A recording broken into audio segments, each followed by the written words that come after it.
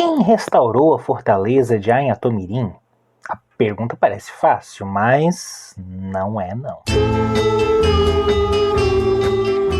Pelo fato de que a fortaleza de Anhatomirim hoje é mantida pela Universidade Federal de Santa Catarina, pela imagem da fortaleza ser associada à imagem da universidade, muitas vezes se tem a impressão de que foi a universidade quem restaurou a fortaleza de Anhatomirim. Mas não é bem assim. Na verdade, a UFSC coordenou as obras de restauro dessa fortaleza e também da fortaleza de Ratones e da fortaleza da Ponta Grossa na década de 90. Mais especificamente durante a execução do projeto Fortalezas da Ilha de Santa Catarina, 250 anos de história brasileira, que previa a conclusão do restauro da fortaleza de Anhatomirim e também a restauração completa da fortaleza de Ratones e da fortaleza da Ponta Grossa. Isso em um contexto em que a universidade já era tutora da fortaleza de Anhatomirim havia 10 anos, desde que assumiu a tutela dessa fortaleza em 1979. Mas antes da universidade, já havia obras de restauro nessa fortaleza. Eu disse que a pergunta quem restaurou Anhatomirim parece fácil, mas não é. Mas alguém poderia dizer, ora, é claro que é fácil. Basta procurar nos documentos. Basta ver nos documentos quando começou as obras, quem eram os responsáveis e pronto, está respondida a pergunta. Mas não é bem assim. Ou melhor, não é essa perspectiva que eu adoto na minha pesquisa. Na verdade, essa afirmação, que não é totalmente deslocada, mas que atende a uma perspectiva de pesquisa histórica de que vê no documento a prova como se no documento estivesse expresso a verdade. Se você quer a verdade, se você quer saber os fatos como de fato eles aconteceram, procure nos documentos. Mas não é essa a perspectiva que eu adoto. Os documentos estão na minha pesquisa, mas os documentos não falam por si só e não falam sozinhos. Os documentos são interrogados e, além disso, eu os coloco em perspectiva com outras fontes, especialmente os depoimentos presentes no CD-ROM Fortalezas Multimídia. E quando nós estabelecemos um diálogo entre os documentos oficiais e as entrevistas reunidas nesse CD-ROM, nós identificamos uma série de disputas de memória, que são também disputas de poder em torno do processo de patrimonialização das fortalezas catarinenses. E quem são esses sujeitos entrevistados? De onde falam? A que instituição estavam vinculados? Qual o papel desses sujeitos dentro deste processo? Quais experiências estes sujeitos têm com as fortalezas catarinenses? Eu quero já lembrar que este CD-ROM não é a única fonte a conter narrativas sobre as memórias destes agentes. Em 2017, foi lançado o livro Memórias das Fortalezas, onde Celso Martins dá continuidade à obra inacabada de Armando Gonzaga e também com entrevistas com alguns personagens que participaram da restauração das fortalezas catarinenses na década de 70 e 80. Os arquitetos Ciro Lira, Dalmo Vieira Filho e José Lapastina Filho, que trabalharam nas obras de restauração na fortaleza de Anhatomirim.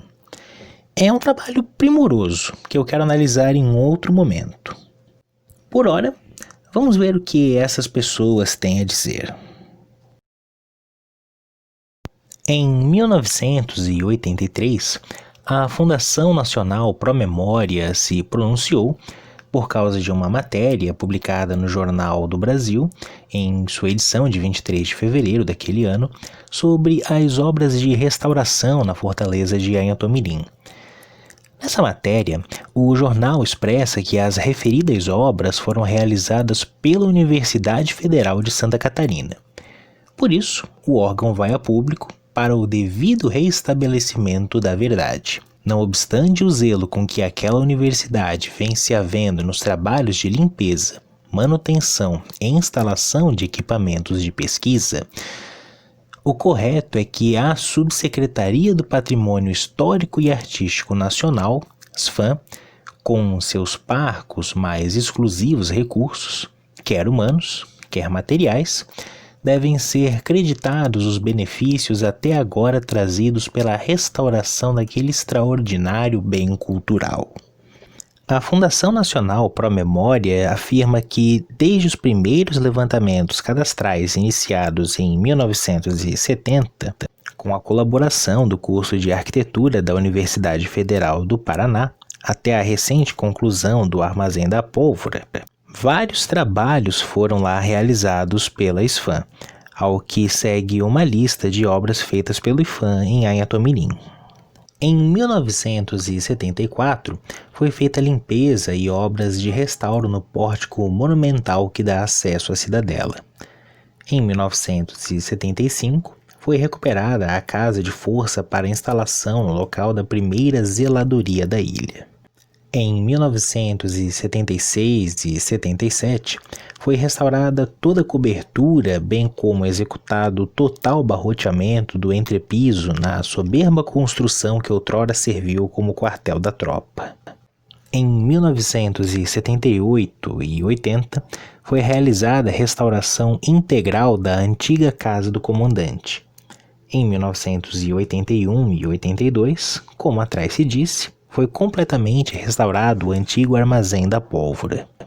Em 1983, encontra-se em andamento a vedação, através de esquadrias, do antigo quartel da tropa, e foi já programado para o segundo semestre do ano corrente o assoalhamento total do referido quartel.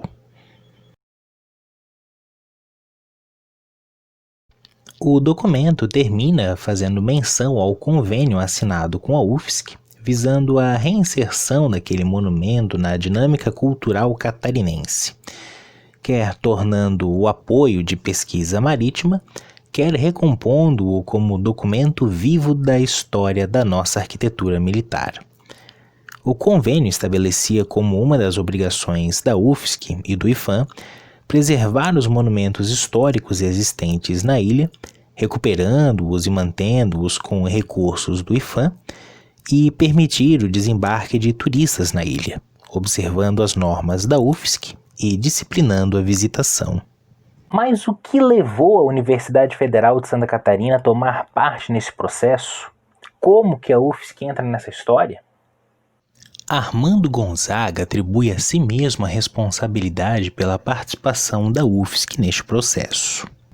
Armando Gonzaga era, em 1968, diretor do Departamento Autônomo de Turismo do Estado de Santa Catarina, o DEATUR, e fez contato com Luiz Saia, à época diretor da 4ª Diretoria Regional do ISFAM, para tratarem juntos do patrimônio histórico catarinense. Armando Gonzaga justifica que, naquela época, o DEATUR considerou que o patrimônio cultural catarinense, principalmente o sistema defensivo da ilha de Santa Catarina, com as suas fortalezas, era um rico patrimônio turístico, além de monumentos de valor histórico notável. Dalpo Vieira Filho, por sua vez, rememora que o Armando percebeu o valor turístico que aquilo tinha, porque, sujeito de marinha, acostumado com o mar, tinha embarcação e ficou admirado com aquele monumento que conhecia desde criança. Para ele, Armando Gonzaga é uma das figuras de proa no movimento de recuperação das fortalezas catarinenses. Dentre uma das pessoas que se esforçaram e são diretamente responsáveis por a gente não ter perdido esse patrimônio, pessoas como Luiz Saia e Ciro Lira. Ciro Correia Lira era professor da Universidade Federal do Paraná, do Departamento de Arquitetura, e afirma que visitou a ilha de Anhatomirim no início da década de 1970, acompanhado do arquiteto Luiz Saia e de Armando Gonzaga, que levou os dois à ilha na sua própria lancha. Diante do estado de abandono e ruínas daquela fortaleza, Saia teria proposto a Ciro Lira que este fizesse um levantamento da fortaleza, na condição de professor da Universidade Federal do Paraná. Em 1970, o IFAM, através do 4º Distrito, teria contratado a Aresta Arquitetura e Restauro, firma de Ciro Lira, para restaurar o quartel da tropa da fortaleza de Anhatomirim. Dalmo Vieira Filho, que trabalhou na aresta, justifica que essa era a única firma especializada em restauro de monumentos antigos no sul do Brasil na época, e que foi a convite do próprio diretor do IPHAN que o professor Ciro Lira foi contratado para o trabalho de restauração da fortaleza de Anhatomirim. Ele também enfatiza na sua narrativa a influência de Armando Gonzaga e de Luiz Saia no processo de restauração dessa fortaleza. O Saia, numa época difícil para o patrimônio, fez várias viagens a Santa Catarina, muitas delas custeadas pela diretoria de turismo, do qual o Armando então era chefe. O Saia tinha aqui um carro à disposição colocado pelo Armando, normalmente o seu carro particular, e o patrimônio começou a poder se fazer presente em Santa Catarina, não só em Florianópolis, mas em Laguna, São Francisco do Sul, em Joinville e em outras cidades do estado. Apesar de já estar afastado do Deatur em 1970, Armando Gonzaga não se afastou do trabalho de recuperação da fortaleza de Anhatomirim, nem da influência de Luiz Saia. Pouco antes do seu falecimento, Saia teria dado a conhecer a Armando Gonzaga o seu projeto Anhatomirim, no qual 11 fortalezas ao longo de todo o litoral brasileiro deveriam se transformar em centros de estudos do mar, da ecologia marinha, dos recursos do mar, do litoral, etc., sendo Santa Cruz a principal delas, lembra Armando Gonzaga no seu depoimento. Ele também diz que teria sido orientado por Luiz Saia a buscar quem ocupasse as fortalezas, preferentemente uma universidade, pois, sem ocupante e mantenedor, não haveria prioridade nas obras. Armando Gonzaga, então, rememora que primeiramente buscou a Fátima, recém-criada, sem êxito. Procurei, então, a Universidade Federal de Santa Catarina. O relato que ele faz sobre esse movimento de procura da universidade, na pessoa do então reitor Caspar Erich Stemmer, é bastante significativo. Em maio de 1974, levei em minha lancha o professor Caspar Erich Stemmer, então reitor da Universidade Federal de Santa Catarina, acompanhado de sua família, a Anhatomirim, que estava em início de restauração. Uma restauração lenta, porque o IPHAN, na época, destinava recursos escassos, justamente pela falta de destinação, falta do ocupante do monumento quando restaurado. Tentei convencer o professor Stemmer a assumir, ou seja, a UFSC a assumir o monumento. Entusiasmado, o professor Stemmer iniciou dentro da universidade um processo de convencimento do conselho universitário para assumir tão grande projeto. Evidentemente, na época, a universidade lutava com falta de recursos e foi considerado até uma temeridade assumir aquela ilha naquele momento, quando havia dificuldade para sua própria manutenção. Mas o professor Stemmer se engajou no processo com toda a coragem. Passamos a levar os membros do conselho, os pró-reitores, a visitarem Anhatomirim sempre com minha lancha, evidentemente, pois a universidade não tinha nenhum meio marítimo. Visitar Anhatomirim e ficar entusiasmado é um corolário sem exceção. Reparem como todos os depoimentos selecionados, até então, apontam para Armando Gonzaga como uma figura central neste processo.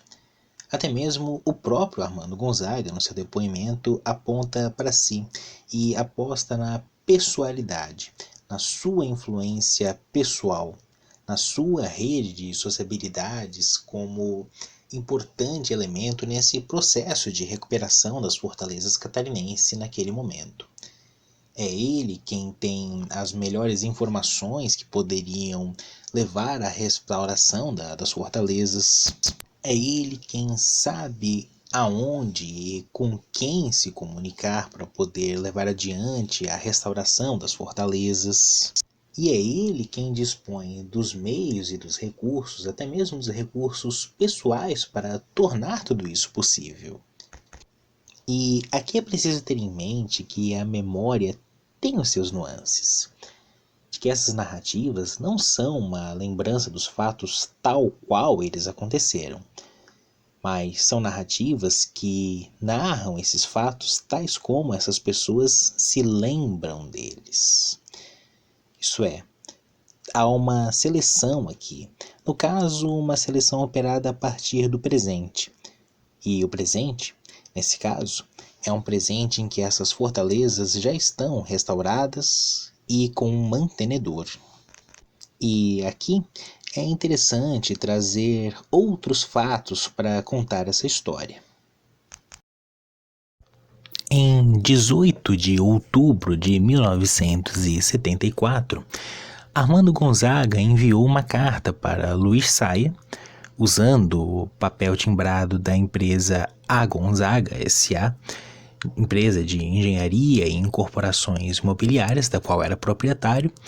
Uma carta que tem um tom bastante informal, mas que revela alguns detalhes curiosos para essa nossa história. Nessa carta, Armando Gonzaga pergunta para Luiz Saia a quem pertence a Inhatomirim, ou quem tinha interesse por essa fortaleza, pois, se ninguém quiser, eu quero para uma pousada de luxo, sem depredações. Reparem que nessa carta não há qualquer menção à Universidade Federal de Santa Catarina, a Fátima ou qualquer outra coisa semelhante que Armando Gonzaga tenha no seu depoimento. E, curiosamente, essa carta, ou a intenção de transformar a fortaleza de Inhatomirim em uma pousada de luxo, não aparece no seu depoimento, nem em nenhum outro depoimento reunido no CD-ROM Fortalezas Multimídia. O fato é que Armando Gonzaga, de fato, desempenha um papel muito importante no processo de patrimonialização das fortalezas catarinenses. E não apenas na fortaleza de Inhatomirim, como é o caso que nós estamos detalhando mais nesse vídeo, como também na década de 80, com a limpeza da fortaleza de Ratones e com seu envolvimento no projeto Fortalezas da Ilha de Santa Catarina, 250 anos de história brasileira. E, para além das fortalezas da UFSC, atuando também para a preservação do Forte Santa Bárbara. Mas isso são outras histórias para outro dia. Agora sabemos quem restaurou a Inhatomirim. Resta-nos agora saber como a Inhatomirim e as outras fortalezas foram restauradas. Mas isso fica para o próximo passeio.